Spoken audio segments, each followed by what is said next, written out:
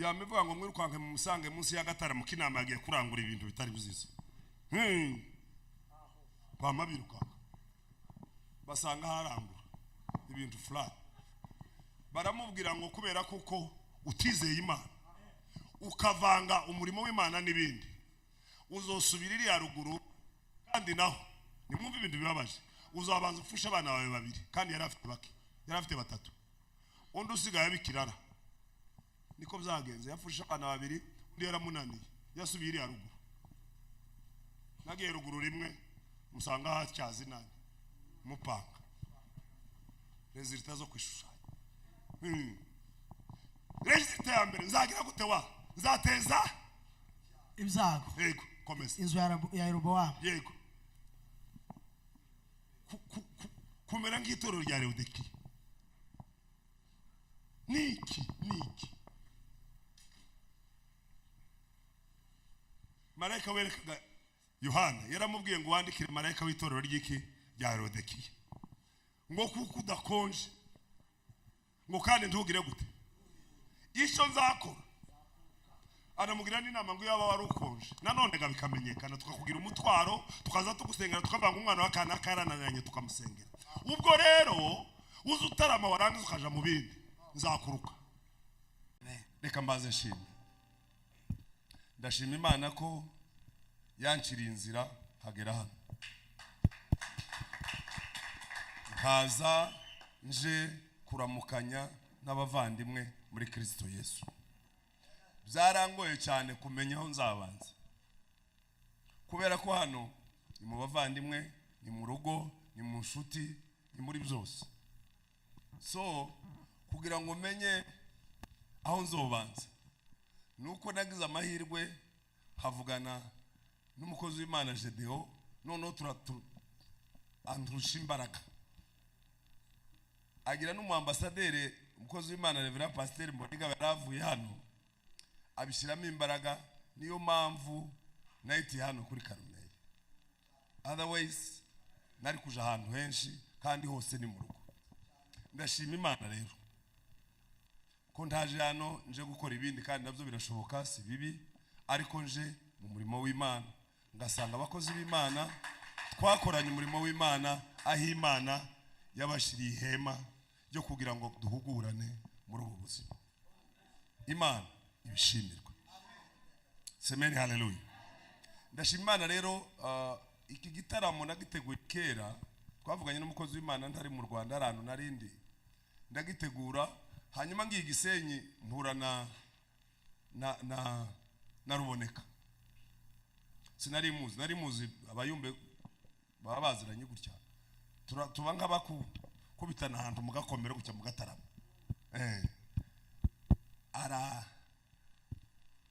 yama n'amanota ndavuga ngo uyu nguyu Bujumbura vivre nuko nguko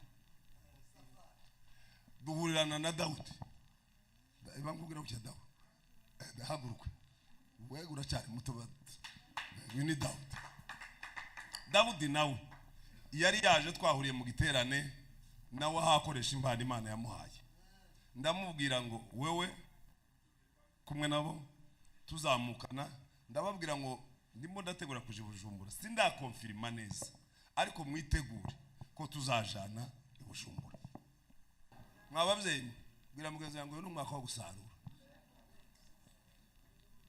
icyo rwose tuzagitindaho tuzaja muri iyo topic noneho pastor ngo abivuge kuko kuveje umuka yambwiye amagambo ndanda tumaze gukura ngira fre pure n'abantu namacha hakiri kare yemwe kaganse nkubagize ko bizabigenda ngo agire gutya umuka arambwa ati none kurayisha amakuru y'abantu kuko niko kwiza gukandika ibyimba kizagikira umudakama wa muzima bwira mugaza ngo tugiye gukanda kantu gatoya kakamorso Imana icyubahiro tuvuge ngo haleluya tuvuge ngo haleluya umuntu ansomere byihuse minota yanje mikeya kabisa uri umugabo sha Abaroma 12 ni amakuru tuzi nitumara tuje no mu bami ba mbere hanyuma mvuga iminota mikeya twama dupasaye 12 umurongo wa kangahe wa mbere niyo topic yafite yuko kwezi Greeketas nuko bene data batuye Bujumbura ndabinginga kubw'imbabazi z'Imana ndabinginga mwabakorari mwe bene data bayaya mwe ngo mutange imibiri yanyu ibi bitambo bizima zera bishimwa n'Imana ariko kwikorera kwanyu gukwiriye mumanuka hasi aho ngaho bwira mugeza ngo n'amakuru y'abantu bose kandi ntimwishushanye n'abiki naho gute wa kandi ntimwishushanye n'abiki ahubwo muhinduke rwose mugize imitima misha nirashaje kugira ngo mumenye neza iby'Imana banara sololo nga ya tata baringelele ya tata Imana ishobora haleluya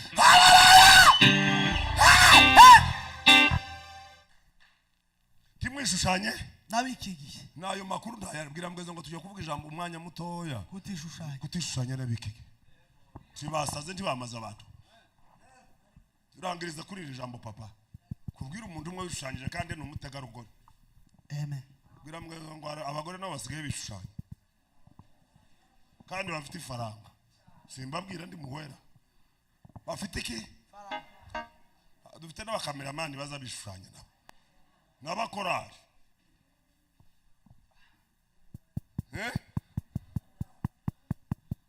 ndahebye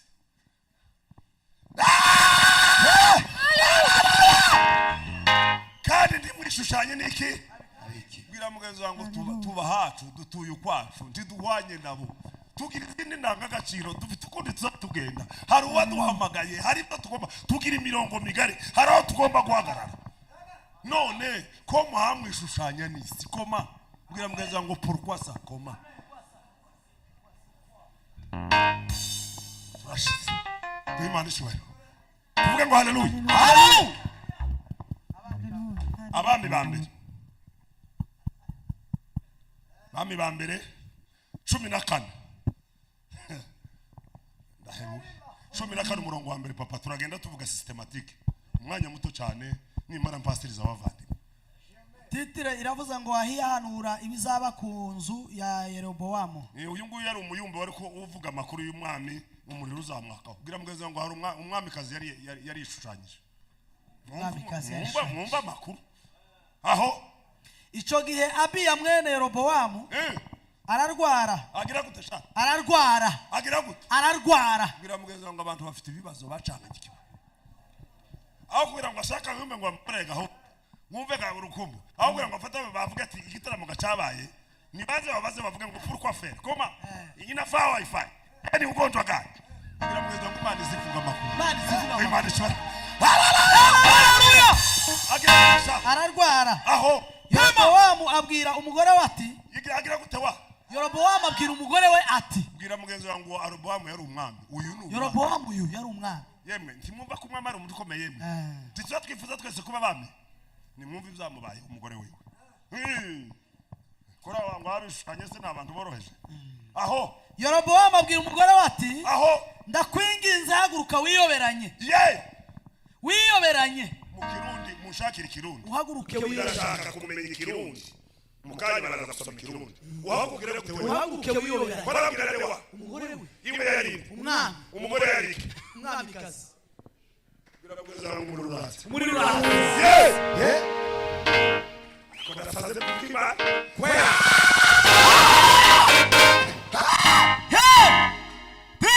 inde bisho nimba ari umuntu uzawifuzwa muri iyi si nukuba ese muzamu bizakute mu Faransa la première dame niko muzamuvuga première dame first lady nimba ari kintu cifuzwa nukuba muka president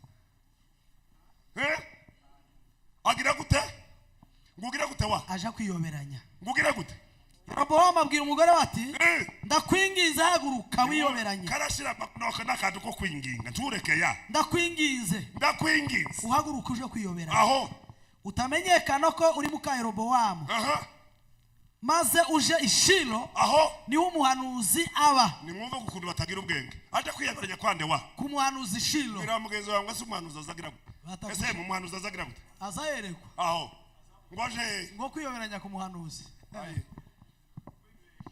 vuga ngo byaramenyekanye Zaramenyekanye n'ibitaramenyekanye. zaramenyekanye N'ibitaramenyekana bizamenyekana. Zaramenyekanye. Imana ishubaye tuvuge ngo haleluya wagira gute papa we Ngo agende ishilo niho haba umuhanuzi. mwumve gutinyuka revera aje he Ishilo niho umuhanuzi aba. ariko baradusuzuguye ba ese mwe muzamusuzurika abantu Kandi ngo niwe wari waramuvuze ngo yuko azaba. reka kundombora tugume tuduke gaho bira mwe ngo se kurumva fata Kurumva kugutwe gutya je unasikia au hausikii Unasikia? kutishushanya nabikiki niyo topic kutagira gute niko basha ba mama we ba yaya mwe bwira mwenza ngo yaya we reka kwishushanya ba timwamwa no komisa neza muhamubera amateraniro baya mwamara mwakwikubitariya muri quartier yemwe we komeza papa Aha. Niho umuhanuzi aba. niho umuntu yaraza umuhanuzi aba wamvuzeho ko nzaba umwami w'ubu niwe bwoko. muntu wambaye ifishe wa mbere ku cyamambwira ngo nzaba umwami W'ubu bwoko. w'ubu bwoko Kandi ijana imitsima 10 umvaga sasa tugende gahoro ushake ruswa ujana imitsima 10 shingira ngo ruswa zamaze abantu zabamaza faranga nimuvuge ngo ifaranga tuzatumaze zabamaza abantu. ariko ndakunda Imana bwira mugenzi wangu uyu muhanuzi yari mu bahanuzi bakeya batohabwa ibiguzi yari mu bahanuzi bameze nka Petero ngo babuzuye umwuka wera ngo Simoni umurozi ngo araza arabwira ati se sinobaha ku ifaranga ukangubitiramo kumbana kunda igiswahili gufani feza ngo waramubwira ngo fedha zako zipotelee mbali fana n'ibiguzi byawe Imana iduha umwuka wo kwanga ifeza mu izina rya Yesu. Semeni haleluya. Haleluya. Mbega abahanuzi bishwe ni feza ko ari benshi kandi zivuye ku mwamikazi bishop. It was not an easy business. Ntabwo byari ibintu byoroshe. Abakirekasi. Reko. Amaza abantu. No, ningo kuvuga ati abahanuzi turabana barabamenye. Reka mbabwire bwira mugeza ngo hari abataramena amavuta. Hari ibihumbi bitarapfukamira baya. Harabatonazi. Timubashire mu gatebo kamwe sene pasa. Semeni haleluya. Haleluya. Ufate ningo corruption. Ugira gute wa? Wikosohore. Udutsimaga twibwami. Kandi jana imitsima 10. Tugira ngo nutudutsima twafekefeke. Nudutsima. Nakando. Ugira mugeza ngo bazakita kando. Ningo utunote. Ngujane nudutsima nikibindi. Ngo cumutsama umusange. Ngo nabazakubwire ko uyu mwana azamera. Kandi binyoma kweri. Manuka. Kuri verse ya 4. Yego. Nuko muka Yeroboamu abigenza atyo. Abagira ubwenge se. Agira gute wa? Abigenza atyo. Ugira mugeza ngo sugira gusigaye ugira gutuko. Yewe. Abishira mu ngiro muka Yeroboamu. Yemwe mwe. Anyway, nuko muka Yeroboamu abigenza atyo. Arahaguruka Shilo kwa Ahiya. Yego. Ariko Ahiya yari atakibona kuko amaso ye munyumve yarahumye. Ahumishijwe n'ubusaza. Bwira mugenzi wangu ntukitiranye amaso yasanzwe akawaita. Babyita gute ajya afara maze kwibagirwa ifaransa. Apparence. Physical. Physical appearance. Ego. Kubona ibigaragara kureba ku bigaragara nukuvuga ngo aravuga ati kariya nagasaza karashaje tikakibona ndakabindikiranya tikamenya bwira mugezi wangu tuzatubona aba niyo bosaza ndetse umuhanuzi w'umusaza niwe uzubona cyane muza makuru Imana cyane. Semeni haleluya. Semeni haleluya. Kurumva rubone yamavuga atakagasaza karashaje mureke nzeba mugire gute sawa komeza wa nuko muka Ahiya nuko muka Yerobowamu abigenza atyo aho arahaguruka Shilo kwa Ahiya. yego Ariko Ahiya yari atakibona yego kuko amaso ye yarahumye c'est normal ahumishijwe n'ubusaza. yego Kuri verse ya 5 yari Uwiteka abwira Ahiya ati dore muka Yerobowamu aje kukubaza. bwira mugenzi wangu Imana izireguza. Imana imubwira gute wa dore muka Yerobowamu aje kukubaza. Imana kwirabwira nde Ahiya umuhanuzi gifishe Umuhanuzi. nimuyifishe ati kindi kigore cy'ikinani Ataje kiraje kukubaza ndakubwira iby'umwana we. amakuru y'ifishe araje komeza ako twahaye Imana ishobora mw'abantu turacyari kumwe ko murumva neza tanu kwa tanu Imana ishobora Haleluya. tuvuge ngo haleluya Haleluya. tuvuge ngo haleluya Haleluya. bwira mugenzi wangu Imana iracavuga Imana iracavuga. Imana iracarondora turacafite amavuta y'Imana yo kumenya ngo pourquoi comment qu'est-ce que c'est twageze ku mupaka ngo twambuke Imana yamitubwira amakuru y'u Burundi bwira mugenzi wangu turayazi ariko ndiyo tubwiye ngo tuyababwire turayababwira gute muyavuge mu marenga umuhanuzi mutoya azavuga ibyo Imana yavuze byose hari ibyo twereka ngo tubisengere nabii wa dogo twagiye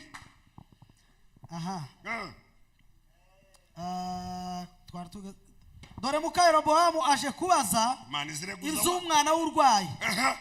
Ndakubwira ibyo uza kumubwira namara kugira gute namara kwinjira ariyoberanya yihindura undi mugore aragira gute wa ariyoberanya yihindura undi bwira mugore. mugenzi wangu dufite Imana ivuga wishushanye wigire ibyo ugire gute izivuga amakuru Imana izigira gute bwira mugenzi wangu bizaba birazwe ese muzamara ngo tuberekwe si ngombwa ni mureke tuvuge ngo haleluya yego kuruba referendum nahwereye komeza amagambo araryoshe yateye ubwoba kuri verse ya 6 nuko Ahiya yumva ibirenge bye ariko guseba bwira mugenzi ngo mbega guseba acinjira aho mu muryango aravuga ati yewe muka Yerobowamu injira umva we aziga kwaje kumushushanya bwira mugenzi wangu Imana izivuga attention yewe muka Yerobowamu injira niki gitumye wihindura undi mugore ako none yagize ibyo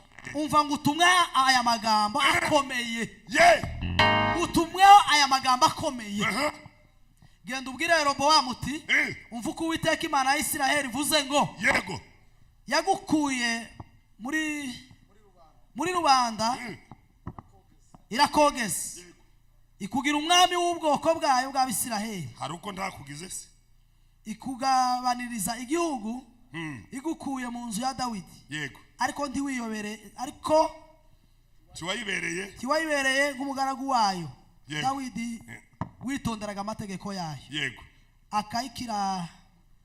akayikiranukira n'umutima. Simbukuje ku 9 kuri verse 9 aravuga ngo ahubwo ukora ibyaha yego kurusha abakubanjirije bose ugenda wihimbira izindi mana z'ibishushanyo bibajwe n'ibibajijwe urandakaza uranyimura ushira inyuma yego 10 kuri verse ya 10 nuko rero nico kizatuma ndeza inzu ya Yerobowamu ibyago bwira mugenzi wawe ngo igihembo cyo kwishushanya cyambere ukabiba mutakibamo mwene data yaririmbye ngo usiwe manamba wa matatu anayesema twende kisha nabaki nyuma yake kurumva umukozi w'Imana kumwe Imana iramugatereka tuguhembe tugwega ibihembo binganaga nibyo wakoze isezerano rya mbere y'abazima nuko rero nico kizatuma